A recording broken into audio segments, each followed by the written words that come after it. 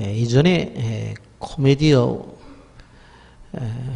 프로그램 속에서 웃으면 복이 와요 라고 하는 코미디 프로가 있었습니다. 여러분 중에 기억 나시는 분들이 계실 것입니다. 웃음은 좋은 것입니다. 웃음이 있는 가정이 행복하고 웃음이 있는 교회가 건강하다고 그렇게 말씀을 드릴 수 있습니다.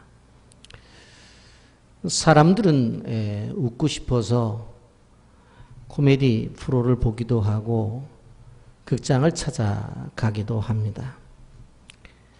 최근에 개봉된 영화 가운데서 청년경찰이란 영화가 많은 웃음을 선사한다고 하는데 아마 보신 분들도 계실 것입니다. 웃음에 대한 몇 가지 명언이 있습니다. 만족한 웃음은 집안의 햇볕이다. 웃음은 하나님의 존재를 입증하는 인간 행동의 한 표현이다. 태양에 비춘 누구에게나 친근감을 주듯 사람의 웃는 얼굴은 친근감을 준다. 웃음이 보약이다. 웃는 얼굴은 가장 좋은 화장이다. 이런 이야기들이 있습니다. 그런 것 같습니다. 누가 아름다운가? 바로 웃음이 가득한 사람이 아름답다라고 볼 수가 있습니다.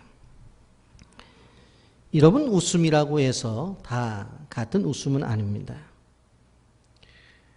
손주들의 모습을 보면서 웃는 할아버지, 할머니들의 웃음이 있습니다. 운동선수들이 금메달을 따게 되어지면 그 메달을 안고 웃고 그거를 바라보면서 또한 주변의 사람들이 함께 웃습니다. 우리나라 선수들이 국제대회에 나가서 메달을 따면 온 백성들이 함께 웃는 것을 보게 되어집니다. 여러분, 2002년 월드컵에서 4강 신화를 우리가 이루었었는데 대회가 진행되는 동안에 우리나라 온 백성이 축제 분위기였습니다. 많은 사람들이 거리에 달려나와 빨간 티를 입고 손에 손을 잡고 어깨에 동무를 하면서 마음껏 웃고 즐거워했습니다. 그리고 그때 만들어낸 박수가 우리가 잘 아는 대로 대한민국 하면 짝짝 짝짝짝 하는 거. 저는 이게 우리나라 사람들만 하는 줄 알았어요. 근데 제가 동남아를 나가보니까 어디서 왔냐고 그래서 한국 사람이라고 했더니 이 사람들이 딱 하는 게 뭐냐면 대한민국 하면서 짝짝 짝짝짝 하는 거예요. 야, 이 박수가 국제적인 박수가 되었구나 하는 생각을 해보았습니다. 여러분, 웃음 중에는 만들어진 웃음이 있습니다. 사람들이 정말 웃음을 원해서 자연스럽게 되어지질 않으니까 웃음도 만드는데 무한도전 같은 예능에서 만드는 웃음입니다. 요즘은 효린의 민박이라는 프로그램이 뜨겁다고 합니다. 왜 사람들이 이렇게 웃음을 만들어서라도 웃으려고 할까? 그것은 다름 아닌 웃음은 치료 효과가 있기 때문에 그렇습니다. 설법대 입시에서 있었던 일인데 교수님들이 이제 시험을 치르고 면접을 보게 되어지는데 한 학생에게 교수님이 질문을 했습니다. 자네 특기는 뭔가? 하고 물었습니다. 그랬더니 이 학생이 뭐라고 대답을 하느냐? 예, 저는 교수님 맨 땅에 헤딩을 하는 겁니다. 그래, 맨 땅에 헤딩을 한다고? 그러면 맨 땅에 헤딩을 한다는 게 무슨 뜻이야? 그랬더니 그 면접관들이 있는 그 앞에서 이 학생이 탁 나가더니 시멘트 바닥에 머리를 박고선 뱅글뱅글 도는 겁니다. 그래서 면접관들이 다 웃었답니다. 물론 성적이 좋아서 합격을 했습니다마는 이 학생이 맨 땅에 헤딩을 하고 교수님들을 즐겁게 한 것은 사실 배짱이 대단하다 하는 그런 생각을 가지게 되어집니다. 여러분, 오늘 본문을 보게 되어지면 아브람과 사라가 웃는 장면이 나옵니다. 여러분, 이제 다음 주면 9월로 접어들게 되어지는데 무더운 더위도 한풀 꺾였습니다. 신선해지고 열매 계절이 왔습니다. 우리 성도님들의 가정에 마음껏 웃을 수 있는 하나님의 축복이 임하기를 예수님의 이름으로 축복합니다. 여러분, 하나님이 아브람 부부에게 웃을 수 있는 환경을 만들어 주셨는데 바로 그 기간이 무려 25년이 걸립니다. 여러분, 75세에 부름을 받았어요. 부름을 받았을 때에 하나님 주신 것이 바로 너에게 자손을 주겠다고 그랬어요. 그랬는데 그 약속이 이루어지는 것이 무려 25년이 걸렸다고 하는 것입니다. 여러분, 우리는 생활 속에서 정말 웃음을 가질 수 없는 그런 환경들이 우리의 삶을 찾아오게 되어지는데 이러한 것들을 우리가 생각을 해보면서 이제 하나님이 주신 그 웃음을 취하기 위해서 오늘도 말씀을 통해서 은혜를 나누고자 합니다. 여러분, 우리 인생 속에서 한계와 절망의 순간들이 순간순간 다가온다고 하는 것입니다. 우리가 믿음의 사람입니다. 하나님께로부터 비전을 받은 사람들입니다. 그렇다고 한다면 우리가 믿음을 가지고 있고 하나님이 주신 비전을 이루기 위해서 매일매일 살아가는 사람들이라고 한다면 매일 즐겁고 기쁜 일이 있어야 되겠는데 그렇지는 않다는 것입니다. 아브라함의 가정도 보면 주어진 한계를 바로 지냈어야 됐고 절망의 시간들을 보냈어야 됐던 것입니다. 그러한 시간들을 다 지나고 나더니 바로 하나님이 주신 웃음을 바로 가질 수가 있었던 것입니다. 여러분, 실질적으로 하나님께서 본토 친척 아비집을 떠나 내가 내게 지시할 땅으로 가라 해서 하나님이 지시한 땅으로 갔어요. 그런데 그곳에 갔더니 뭐예요? 기근이 있었어요. 그리고 고향을 떠날 때 자기 자식과 같은 롯을 데리고 왔지만 또 롯에게 배신을 당하게 됩니다. 기다려도 아이가 생기지 않기 때문에 사라가 자기 종 하갈을 보내서 하룻밤 자라고 했더니 아이가 생겼어요. 이스마엘을 낳는데 아이를 낳은 것이 기쁨이 아니라 가정에 엄청난 어려움이 찾아오게 됩니다. 여러분, 그리고 또한 기근 때문에 블레셋에 내려갔다가 자기 아내를 루이라고 속였다가 큰 어려움을 당하기도 합니다. 여러분, 이러한 인생의 과정 속에서 아브라함에게 점점 다가오는 것은 무엇이에요? 바로 나이는 점점 들어가죠. 지금까지 인생의 경험을 통해서 보게 되어질 때에 하나님이 주신 비전이 이루어질 것이라고 하는 것은 정말 막막합니다. 어떻게 보면 자기에게 주신 비전이 처음에는 분명하게 보였지만 이제는 희미하게 보였다고 말씀을 드릴 수가 있습니다. 이제 나이가 100살이 다가온 아브라함은 이제 정상적으로 아이를 낳는 것에 대해서 포기했을 수도 있습니다. 왜요? 인간이 가지고 있는 한계가 있었고 그 인간이 가지고 있는 절망 앞에서 그에게 주어진 희망을 포기할 수밖에 없었던 것입니다. 그러면 우리가 인생을 살아가면서 이 한계 그리고 절망의 순간들이 왜 찾아오는가? 첫째로 사람들은 나이가 들게 되어지면 한계를 느끼게 됩니다. 이런 젊음의 시절에는 무서운 게 없습니다. 지금 가난해도 벌면 되지 뭐 그런 생각을 가집니다. 좀 어려움을 당해도 뭐 이겨내면 되지 뭐 그런 생각을 가지게 되어지는 거예요. 이것이 젊음이 가지고 있는 패기고 이것이 젊음이 가지고 있는 확신이고 이것이 젊음이 가지고 있는 능력입니다. 그런데 나이가 들면 들수록 초조해집니다. 왠지 불안해져요. 여러분 20대에 가지고 있었던 생각과 80대에 가지고 있었던 생각이 동일하지를 않다고 하는 것입니다. 나이가 들면 들수록 변화를 싫어해요. 나이가 들면 들수록 모험을 싫어해요. 이런 것들을 사회적으로 보수적이라고 표현을 해요. 그래서 젊은 사람들은 노인들을 이해하지 못해요. 좀 바꿔보면 될 텐데, 좀 새롭게 하면 될 텐데 왜 늘 저렇게 하던 일들만 계속하고 있는가? 그래서 젊은이들의 사고방식과 가치관을 우리는 보통 진보적이라고 말을 해요. 여러분, 근데 알아야 될 것은 그들도가 나이가 들게 되어지면 소위 말하는 보수적인 사람이 될 수밖에 없다는 것을 알아야 됩니다. 지금 60대, 70대를 살아가는 사람들도 젊었을 때는 반항적이었어요. 진보적인 사고를 가지고 새롭게 시작했고 모든 것들을 버리고 새로운 것들을 취하려고 노력했던 사람들이었어요. 그런데 오랫동안 현실의 한계를 경험하고 그들이 삶 속에서 많은 실패를 맛보니까 변화보다는 바로 현재가 더 좋다는 생각을 가지게 된 것입니다. 여러분, 아브라함의 나이가 99세가 되었습니다.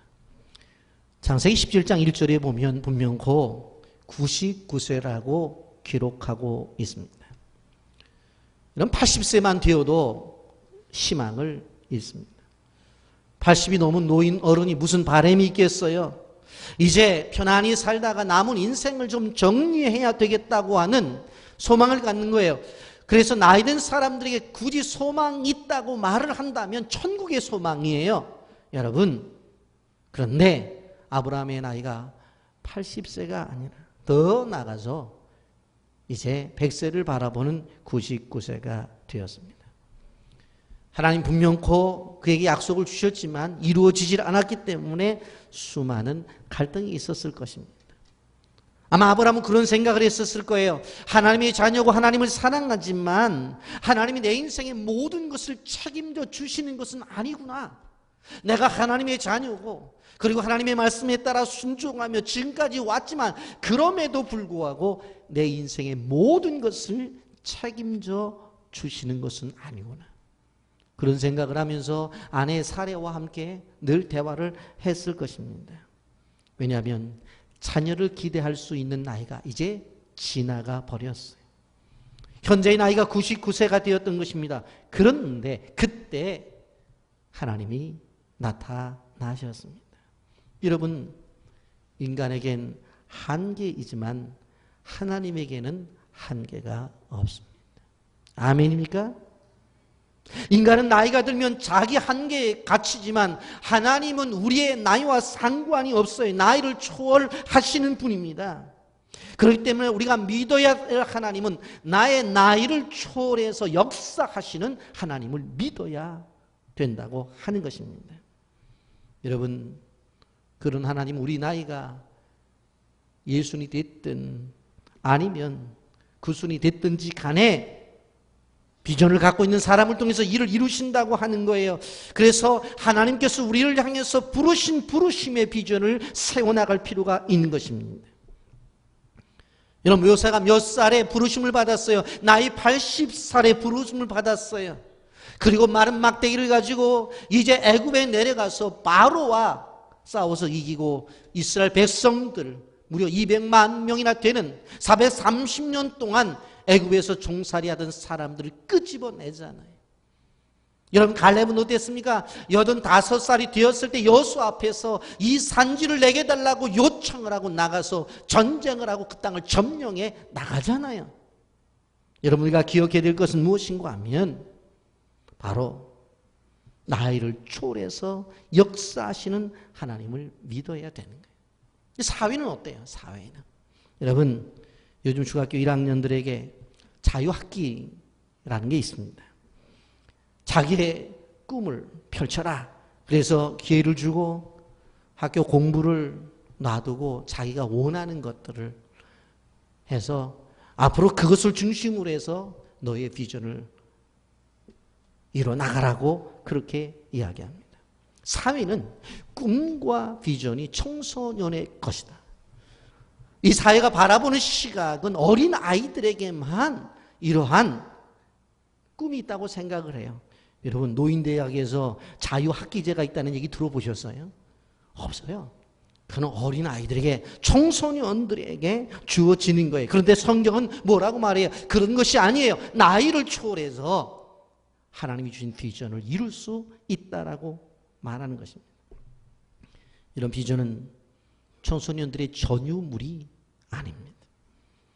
그리스도인들은 나이를 초월해서 하나님이 주신 비전을 이루는 사람들이에요. 사도행전 2장 17절입니다. 우리 다 같이 함께 중요한 말씀 읽어볼까요? 시작.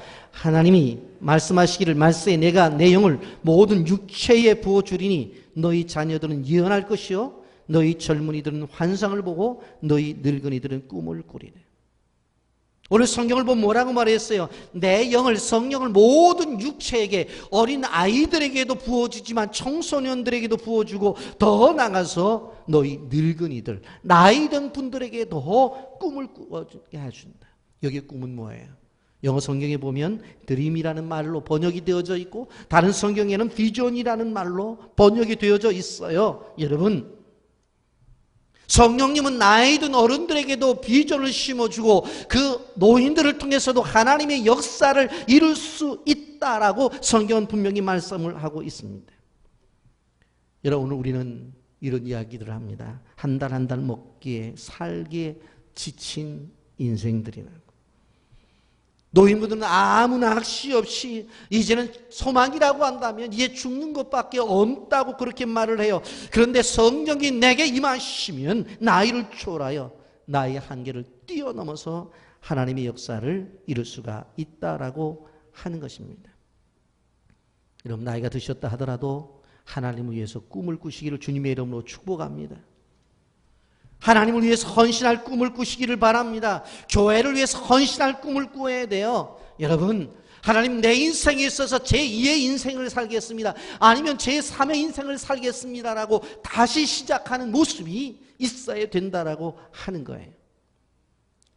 저는 목사님들이 모였을 때 답답한 이야기들을 들어요. 목사님, 이제 우리가 나이 60이 넘었으니까 이제 특별한 일 교회에서 일을 시작하지 말고 지금까지 한 일들 정리하고 좀 편안하다가 우리 총회에서 70세가 은퇴라고 하니까 70세까지 잘 견디다가 우리 은퇴하자고 그런 얘기를 해요. 또 목사님들은 그래요.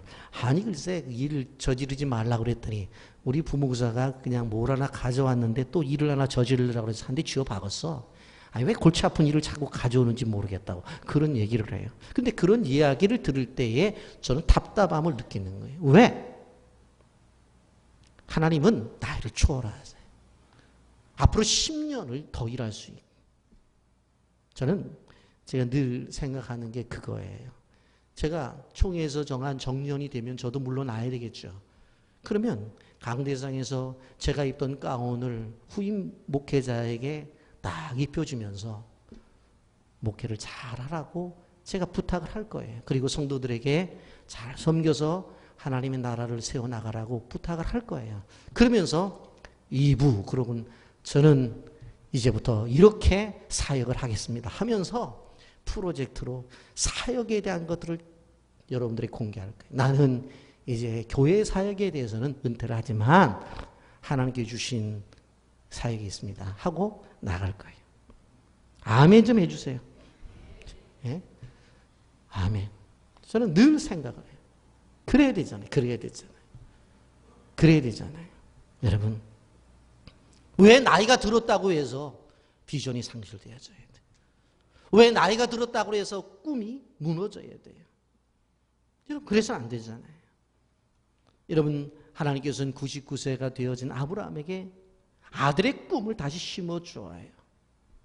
그때 사실 처음에 아브라함은 어떻게 받아들였어요? 창세기 17장 17절에 보면 아브라함이 엎드려 웃으며 마음속으로 이르되 100세 된 사람이 어찌 자식을 낳을까? 사라는 90세니 어찌 출산하리요? 하죠. 아브라함이 믿음의 사람이었지만 나이 때문에 제한을 받고 있어요. 제약을 하고 있어요. 요즘 사람들이 그런 얘기를 해요. 내 나이 때문에 취업이 불가능하다. 나는 이 나이 때문에 이제 사회에서 쓸모없는 사람이 되었어. 이제는 이 나이 때문에 결혼하기도 힘들게 되었어. 무엇 하나 도전하기 힘든 나이가 되었다고 그렇게 말을 해요. 그런데 성경은 그렇게 말을 하지를 않아요. 예? 제가 지난주에 말씀을 드렸잖아요. 예. 나이가 80이 먹은 노인네가 여러분 엘리멜렉이 후초로 청혼을 했다고 얘기를 했잖아요. 어떤 하나님의 역사 속에서 어떤 일이 벌어질지 몰라요. 믿음을 가지면. 또 한 가지, 왜 인간이 살아가면서 한계를 느끼냐? 사람들이 자신의 환경, 특별히 몸이 아플 때에 한계를 느껴요. 사람들이 몸이 아프면 한계를 느껴요. 건강이 약해지면 한계를 느껴요. 아브라함도 사라도 몸의 쇠약함을 느끼게 되었어요. 그러면서 하나님 앞에 이렇게 얘기되는 거예요. 우리의 몸은 그렇게 될 수 없는 몸이라고 말을 해요. 하나님이 아무리 말씀하셔도 내 나이가 이제 100살이 되었고 내 아내가 90살이 다 되었는데 어떻게 아이를 가질 수 있느냐? 하나님이 말씀을 하셔도 이건 안 됩니다. 하나님 암만 얘기해도 이건 안 되는 일입니다. 창세기 18장 11절 12절을 보십시오. 아브라함과 사라는 나이가 많아 늙었고 사라에게는 여성의 생리가 끊어진지라 사라가 속으로 웃고 이르되 내가 노쇠하였고 내 주인도 늙었으니 내게 무슨 즐거움이 있으리요. 나이가 늙었다는 거예요. 아이를 낳을 수 있으면 여자가 생리를 해야 되는데 생리도 끊겼다고 하는 거예요. 그래서 아이를 낳겠다고 했더니 사라가 속으로 웃었어요. 아이고 말도 안 되는 소리 하고 계시네. 하나님이 말씀하셔도 이건 안 돼요. 하나님이 하시고 싶어도 내 몸이 그런 몸이 아니에요. 하나님 말씀하셔도 시큰둥합니다. 하나님이 하시려고 해도 이미 노쇠이기 때문에 안 된다는 거예요. 하나님의 말씀을 받아들일 수가 없다는 거예요. 그래서 자신의 몸을 핑계대면서 부정을 하고 있어요. 여러분, 이런 모습을 보면 사라의 생각이 얼마나 과학적이에요. 이런 모습을 보면 사라의 말이 얼마나 생각이 합리적이에요. 그리고 얼마나 경험적이에요. 왜? 자신의 주변에 나이가 그 정도 들어서 애를 낳았다는 이야기를 들어본 일이 없단 말이에요. 그러니 경험적으로 볼 때 애 낳을 수 없다는, 과학적으로, 합리적. 그러나 사라의 말, 아브라함의 고백은 과학적일 수는 있어요. 합리적일 수도 있어요. 경험적일 수도 있어요. 그런데 신앙적이지는 않아요. 이게 문제예요. 여러분, 우리가 기억해야 될 것은 하나님께서 우리에게 건강을 주셔서 사역을 하면 좋겠죠. 그런데 그렇지 못하더라도 하나님의 일을 할 수가 있다라고 하는 것이. 어떻게 보면 사도 바울처럼 약하기에 더 주님의 손에 붙잡힌 바 되어서 더 강한 자가 될 수가 있다라고 하는 것입니다. 여러분, 누구나 몸이 아프면 귀찮아지죠. 어디 가는 것도 귀찮아요. 우리 권사님들한테 어디 좀 가자고 그랬더니 아유, 목사님이 옛날 몸이 아니에요 그러더라고요. 먹는 것도 귀찮대. 여러분, 제가 설교 준비를 하면서 저희 집이 한국 아파트잖아요. 이 집에 이렇게 들어가면서 몇 번인가 확인을 했어요. 왜냐하면 그 한국 아파트와 뉴서울 아파트 사이에 공원이 있거든요. 근데 그 공원을 제가 쭉 봤는데 노인들은 다 앉아 있어요. 다. 애들만 앞에서 뛰더라고. 그러니까 건강이라고 하는 것 자체가 우리를 분명히 붙잡고는 있어요. 그 앞에서 애들은 의자에 앉아서 아이고 힘들다 그러고 노인들이 뛰는 거 못 봤어요. 제가 몇 번이고 확인을 해봤는데 노인네들은 나무 밑에 딱 의자에 앉아있고 애들만 앞에서 소리 지르고 뛰어놀더라고요. 여러분, 90세 된 사라가 여러분 생각해 보세요. 건강했겠어요? 단순히 생리만 끝났겠어요? 아니에요. 아무 분 안 보인다고 그랬겠죠. 몸은 무릎도 아프다고 관절염이 있다고 말했겠죠. 온몸이 아팠을 거예요. 그런데 하나님은 그 한계를 뛰어넘는 거예요. 사람들은 불치의 병에 걸리면 절망해요. 두려워하고 불안해해요. 이런 환자를 두렵게 하는 것은 다른 어떤 것보다도, 그 아픈 것보다도 스트레스예요. 그리고 병원에 갔더니 치료의 가능성이 없다고 말을 해요. 그러면 더 힘든 거예요. 죽음에 대한 것도 그래요. 죽음이라는 것은 모든 사람들이 통과해야 될 바로 통과 의례예요. 그런데 사람들이 죽음에 대한 두려움을 갖고 있어요. 어떻게 보면 죽는 것은 무서운 게 아니에요. 그런데 그 죽는다고 말했을 때에 그 가지는 고통, 그 두려움이 무서운 거예요. 뉴욕 타임즈에서 베스트셀러 70주 연속 1위를 차지한 영화가 있습니다. 오두막이라고 하는 영화입니다. 기독교 영화인데 우리나라에서도 개봉이 되었어요. 여러분,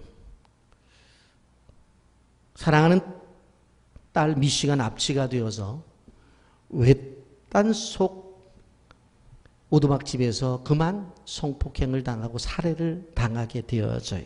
그래서 이 아버지가 하나님에 대한 원망을 해요. 이럴 수가 있냐고. 근데 어느 눈 오는 날 이 우체통에 편지가 하나가 와요. 그런데 주변에 보니까 아무도 다녀간 발자국이 없어요. 근데 그곳에 편지의 내용이 뭐냐면 딸이 죽은 오두막집에 오라는 하나님의 초청장이었어요. 그래서 그 초청장을 받고 이제 그 오두막집을 가게 되어집니다. 그런데 그곳에서 하나님을 만나게 돼요. 저는 그 영화를 쭉 이렇게 보면서 거기에 뭐 하나님도 나오고 예수님도 나오고 성령님도 나오는데 사람의 모습으로 나와요. 그런데 하나님이 여자로 나오더라고요. 근데 그곳에서 무슨 모습을 보게 되어지냐면 딸의 모습을 보게 되어져요. 천국에서 아름다운 그 천국 안에서 살아가는 딸을 보게 되는 거예요. 그러면서 그 아버지가 가지고 있는 그 상처가 씻겨져요. 여러분, 천국은 거짓이 아니라 실제입니다. 그것을 그 영화에서 보여주고 있는 거예요. 그 인터넷에 들어가 보면 그 영화에 대한 평가가 나오는데 어떤 사람이 이렇게 썼더라고요. 개독교인들이 좋아할 영화구만. 그렇게 썼더라고요. 제가 웃으면서 그래? 그러고 제가 웃고는 말았는데 여러분 시간 되면 한 번은 꼭 보시면 좋을 영화라고 생각이 되어집니다. 여러분, 성도들에게 있어서 천국은 실제입니다. 예수 그리스도의 십자가의 죽으심으로 인해서 우리에게는 죽음에 대한 자유를 주셨어요. 고린도전서 15장 55절에 사망아 너희 승리가 어디 있느냐? 사망아 내가 쏘는 것이 어디 있느냐라고 했어요. 사람들이 제일 두려워하는 것이 사망인데 그 사망을 향해서 사망 선고를 해요. 그 사망을 향해 사망 선고를 하는 도구가 뭡니까? 예수 그리스도의 부활이에요. 그러면서 그 뒤에 로마서 8장 38절과 39절에 보면 내가 확신하노니 사망이나 생명이나 천사들이나 권세자들이나 현재일이나 장래일이나 능력이나 높음이나 기쁨이나 다른 어떤 피조물이라도 우리 주 예수 그리스도 예수 안에 있는 하나님의 사랑에서 끊을 수 없습니다. 주님과 우리의 사랑을 끊을 수 있는 도구는 아무것도 없다고 말하고 있습니다. 또 한 가지, 인간이 왜 한계를 느끼느냐? 우리가 가지고 있는 어떠한 환경 속에서 꿈이 사라져버릴 때. 여러분, 우리가 살아가는 이유가 여러 가지 있지만 그 속에서 꿈이 있어요. 지금 고난이 있어요. 그런데 내일에 대한, 미래에 대한 소망이 있기 때문에 오늘 살아가는 거예요. 그 꿈이 좌절되면 바로 인생이 무너져버려요. 여러분, 아브라함이 생각을 했어요. 자신의 몸을 통해서도 사라의 몸을 통해서 아이를 낳을 수 없다고 생각을 했어요. 그런데 하나님께서 하신 것이 뭡니까? 하나님께서 나타나셔서 하신 것이 다른 것이 아니에요. 꿈의 회복이에요. 비전의 회복이에요. 아들을 주시겠다는 거예요. 아들을 주시겠다는 거예요. 여러분 창세기 17장 17절에 아브라함이 엎드려 웃으며 마음속으로 이르되 100세 된 사람이 어찌 자식을 낳을까? 사라는 90세니 어찌 출산하리요 하고 아브라함 이에 하나님께 아뢰되 이스마엘이나 하나님 앞에 살기를 원하이다. 하나님이 아이 준다고 그랬으니까 웃었어요. 뭐라고 웃었냐면 아니 하나님 100세 된 사람이 어떻게 애를 낳아요? 우리 와이프는 90세예요. 아유 이미 주신 내가 사고 쳐서 낳았지만 그래도 이스마엘이나 그냥 우리 아들로 삼고 살게요. 그 얘기예요.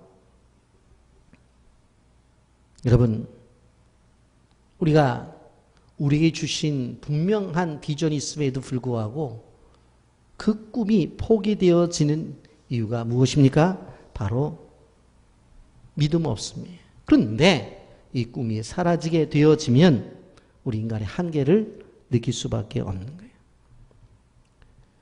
그렇기 때문에 우리가 기억해야 될 것은 어떠한 상황 속에서도 하나님이 내게 주신 비전을 포기해서는 안 돼요. 내가 나이가 많다고 해서 비전을 포기해도 안 돼요. 내 육체가 쇠약해졌다고 해서 비전을 포기해도 안 돼요. 나의 환경 자체가 너무나 열악한 환경이 되었다고 해서 절대로 비전을 포기해서는 안 돼요.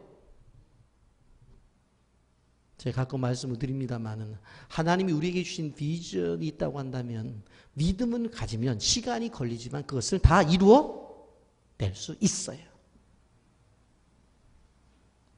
그리고 가끔 어떠한 사역을 놓고 이야기할 때 그렇게 말하는 분들이 계세요. 아유 형편이 안 돼서요. 절대로 그런 말 하면 안 돼요. 비전이 그 사람이 가지고 있는 환경과 형편을 딛고 하나님의 역사를 이루어내야 하나님의 사람인 것이지 아유 몸이 아파서 못한다고 돈이 없어서 못한다고 아유 시간이 없어서 못한다 환경이 안 된다 아닙니다.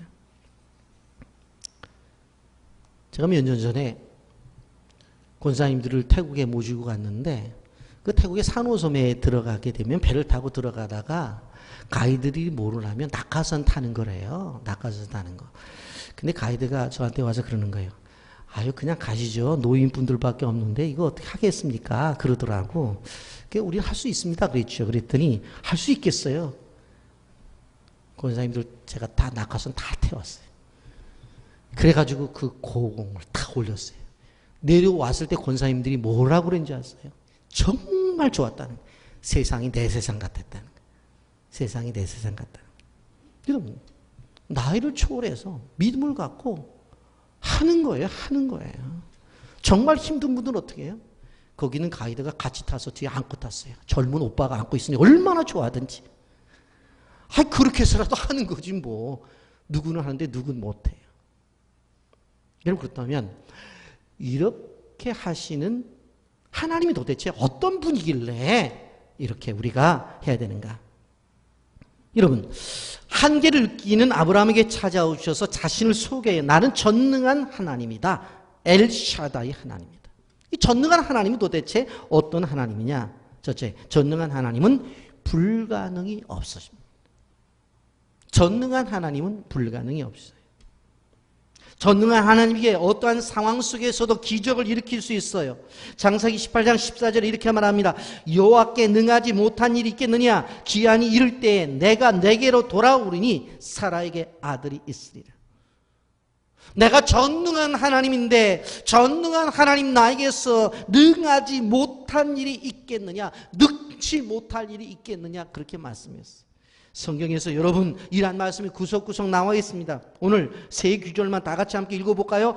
예레미야 32장 27절 말씀 다 같이 읽어봅니다. 시작. 나는 여호와여 모든 육체의 하나님이라 내게 할 수 없는 일이 있겠느냐. 마가복음 9장 23절 예수께서 이르시되 할 수 있거든이 무슨 말이냐. 믿는 자에게는 능하지 못할 일이 없느니라 하시니.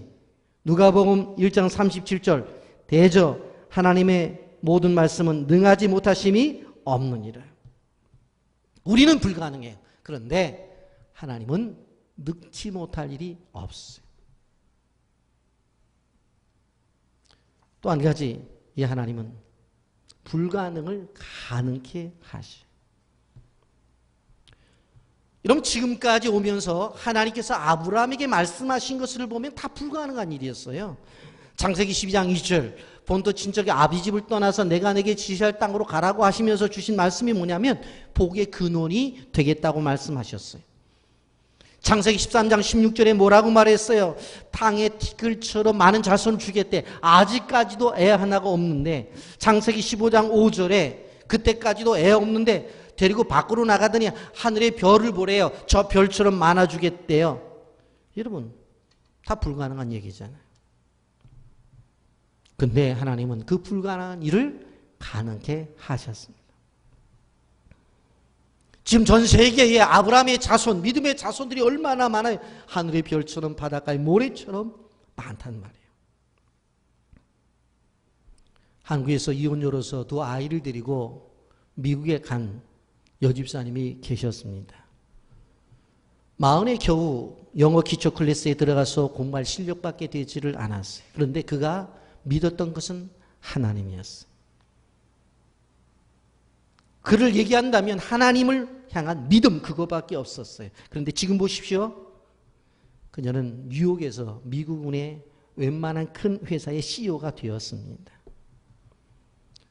늘 할 것이 없었어요. 그래서 그 자녀들을 데리고 가정예배를 드렸어요.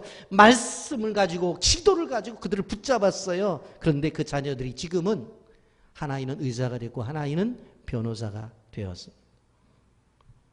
여러분 그녀의 간증이 유튜브에 있습니다. 줄리조 집사의 간증. 여러분들 자녀를 키우는 부모님들에게 꼭 부탁을 드립니다. 아무리 바빠도 줄리조 집사님의 간증은 꼭 들으세요. 유튜브에 들어가면 이분의 간증이 많이 나와 있어요. 한국에 와서 많은 간증을 했어요. 가진 것이 없다 하더라도 하나님은 하십니다. 나는 정말로 부족해도 하나님은 일을 이루십니다. 여러분 또 한 가지, 하나님은 우리를 향해서 약속을 지키시는 분이에요. 약속을. 여러분 우리가 생각해 볼 때 우리의 생활을 통해서 하나님이 약속을 지키지 않는다고 생각을 해요. 왜냐하면 기도에 대한 응답이 오지 않는 것 같다는 생각이 들어서 그래요. 그런데 하나님이 신실하신 분이에요. 꼭 약속을 지키시는 분이에요.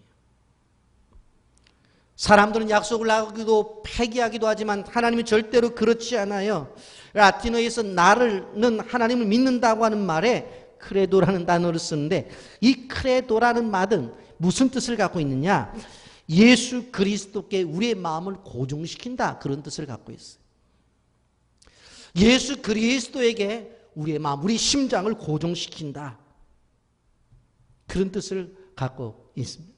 여러분 오늘 본문 21장 1절을 다 함께 읽어봅니다. 시작. 여호와께서 말씀하신 대로 사라를 돌보셨고 여호와께서 말씀하신 대로 사라에게 행하셨으므로. 여러분 중요한 단어이기 때문에 줄치세요. 여기 말씀하신 대로, 말씀하신 대로, 아브라함에게 말씀하신 대로, 사라에게 말씀하신 대로. 여러분 그렇습니다. 하나님은 말씀하신 대로 행하시는 분이에요. 하나님은 말씀하신 대로 약속을 지키시는 분이에요. 여러분 우리가 기도를 하다 보면 약속을 받죠. 말씀을 읽다 보면 약속을 받아요. 그런데 그 축복의 약속을 레마의 약속으로 받아서 아브라함처럼 사라처럼 생생하게 체험해야 된다는 거예요. 여러분 제가 목사지만 예전에 성경을 그렇게 많이 읽지는 못했어요. 주로 연구를 많이 했지. 학생들을 가르쳐야 되니까. 근데 요즘은 성경을 읽기로 작정을 했어요. 그래서 사실은 성경을 많이 읽어요. 시편 1편부터 150편까지를 제가 눈으로 읽어보니까는 2시간이면 끝나더라고요. 소리내 읽으면 3시간이 좀 넘어요. 그래서 제가 회개했어요. 야 선배들이 얘기하는 것처럼 평일날 3장, 주일날 5장, 평신도들처럼 나는 성경을 깊이 연구해. 그런 생각을 갖고 성경을 많이 읽질 않았는데 어느 때부터인가 성경을 좀 읽어보자 하고 달려들어서 성경을 읽기를 시작했어요. 그러면서 하나 깨달은 게 뭔 줄 아세요? 거기 너무나 귀한 약속의 말씀이 있어요. 그때마다 아멘, 아멘, 아멘, 아멘, 아멘, 아멘.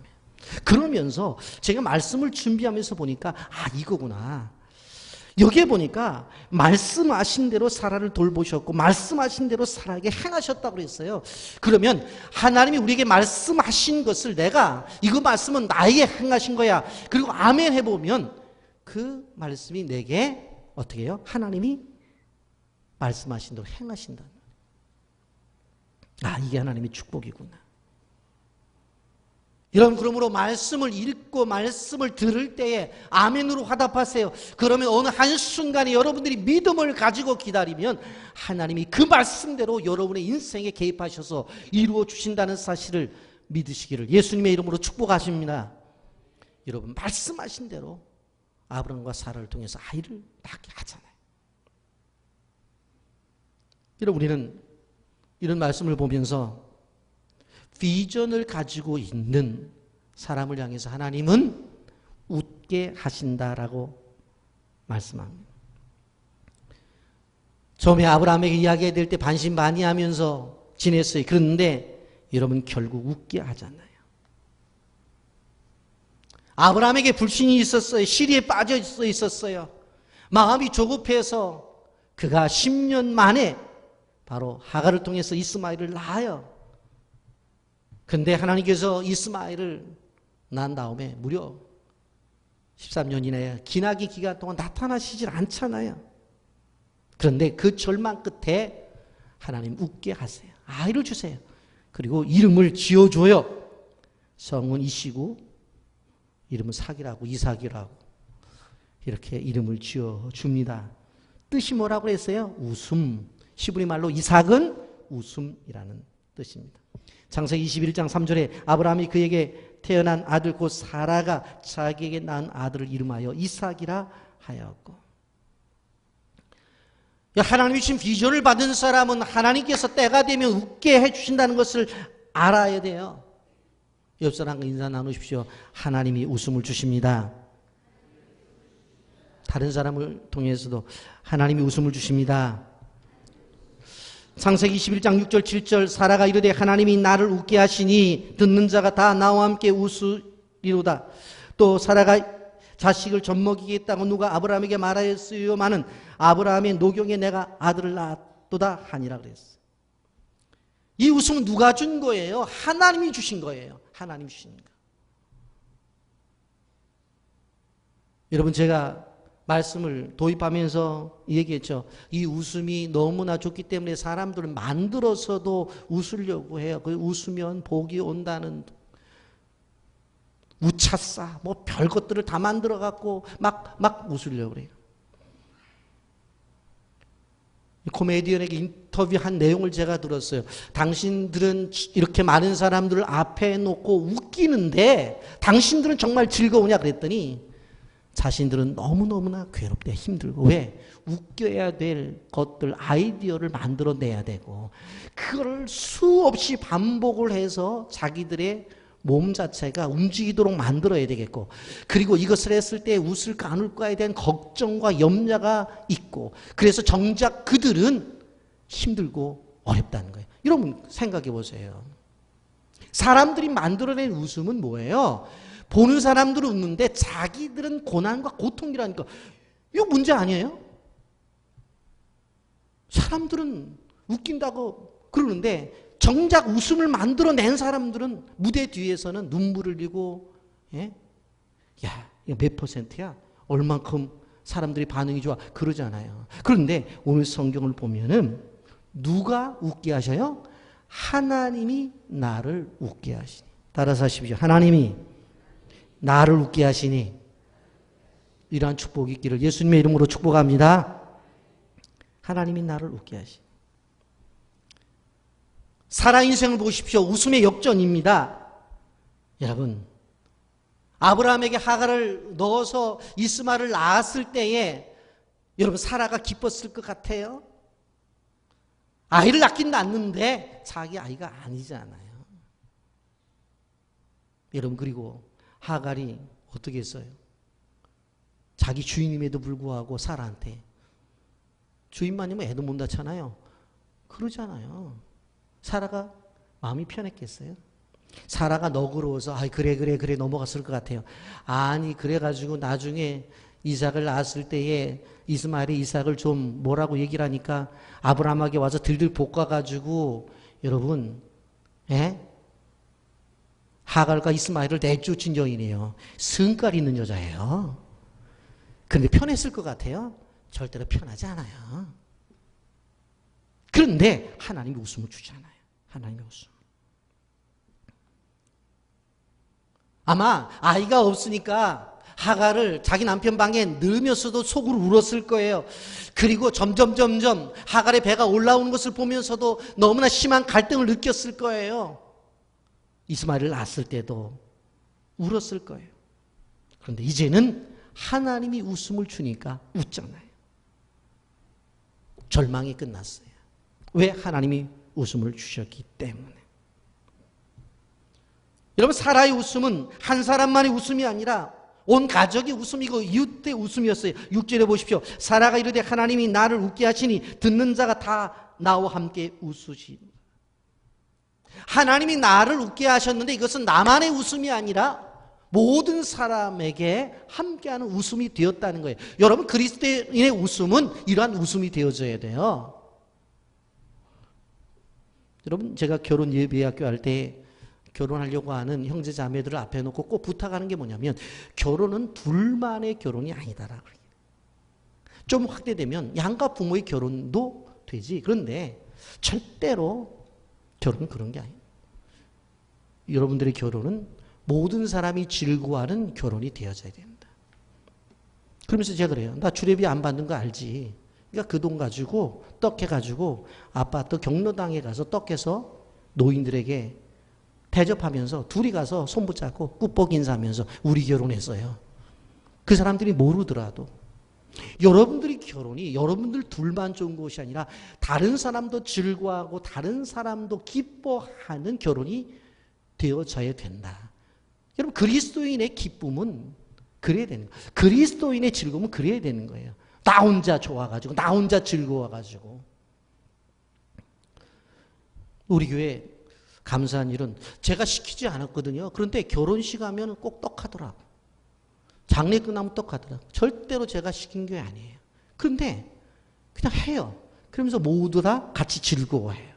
이건 좋은 전통이라고 생각해요. 이런 결혼식 때만 떡하지 말고 생일 때도 좀 하시고요. 많이 하세요. 그래서 즐거움이 나한테 갇혀 있는 것이 아니라 우리 가족 안에만 갇혀 있는 것이 아니라 모든 사람이 즐거워해야 돼요. 아이들 대학에 들어가면 떡도 좀 하고요. 예? 병원에서 퇴원할 때 퇴원 기념도 하고요. 빨리 낳고 싶으면 입원 기념으로도 하시고 막 하시니까. 왜?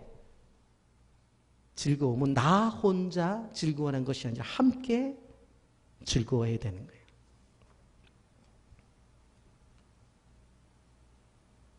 여러분, 우리는 사라의 웃음이 우리의 웃음이 되기를 바라요. 아브라함의 웃음이 우리 모두의 웃음이 되기를 주님의 이름으로 축복합니다. 근데 성경을 쭉 보게 되면요, 사람이 웃었다는 이야기가 창세기 17장 17절에 처음 나와요. 그러니까 아브라함을 믿음의 조상이라고도 말을 하지만 또 한마디로 말하면 아브라함은 웃음의 조상이기도 해요. 여러분, 100세의 아들을 준다는 이야기를 듣고 처음에 믿음의 웃음은 아니지만 웃었어요. 여러분, 우리는 기억해야 돼요. 주님은 힘들어하거나 절망에 빠져있는 사람들도 웃게 하십니다. 왜요? 전능하신 하나님을 믿는 믿음의 사람들 때문에 그래요. 여러분, 우리가 예수 믿는 사람들은 구의 말 투 아웃 때도 절대로 포기하지 말아야 돼요. 마지막 한 방 홈런을 칠 수 있는 능력이 하나님에게 있기 때문에 그렇습니다. 우리는 역전의 명수가 될 수 있습니다. 아브라함 볼품없는 사람이었지만 믿음의 조상이 되었고, 야곱은 속이는 자였지만 이스라엘 12지파의 아버지가 되었고, 요셉은 형들에게 팔림을 받았지만 총리가 되었고, 목동긴 다윗은 왕이 되었단 말이에요.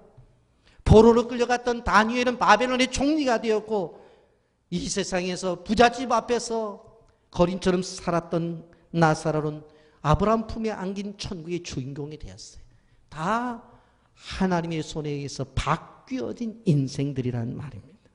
왜 그래요? 그 하나님 믿는 자녀들에게 주신 거예요. 이 일을 누가 하셨어요? 예수님이 하셨어요.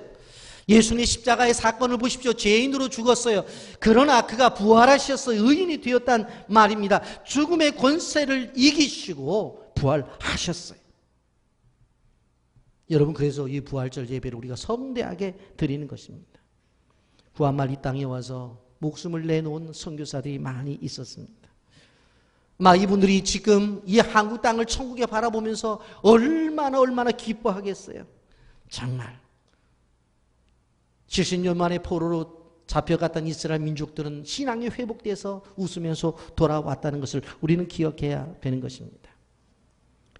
여러분, 아브라함 설교를 비전이라고 하는 주제를 가지고 지속해 왔습니다만은 이제 오늘까지 아브라함에 대한 말씀을 마치고 이제 다음에는 이삭에 대한 설교를 하려고 합니다.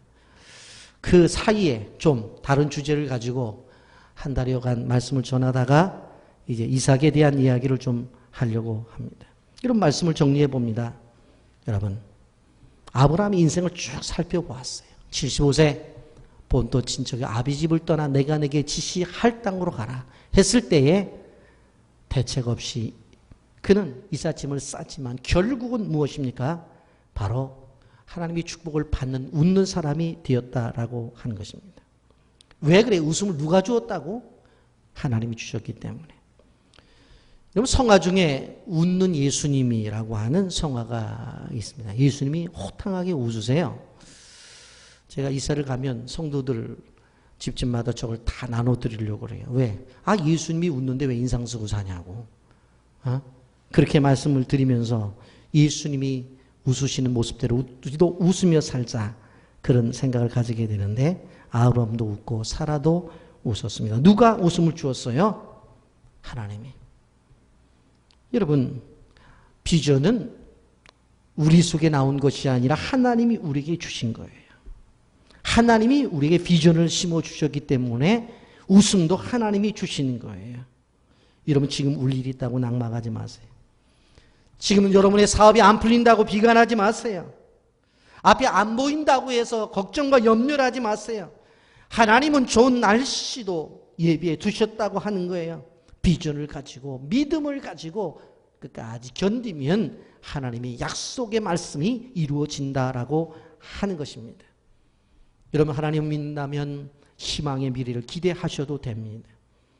부정적인 상황 속에서 그것에 갇히지 말고 나이를 초월하고 환경을 초월하고 정말로 몸이 아파도 하나님께서 이루신다고 하는 것을 믿고 나간다고 한다면 여러분의 인생에 하나님이 웃음을 주신다는 사실을 기억하시면서 주님이 주신 웃는 그날 하루 기대하면서 사시기를 예수님의 이름으로 축복합니다. 아멘.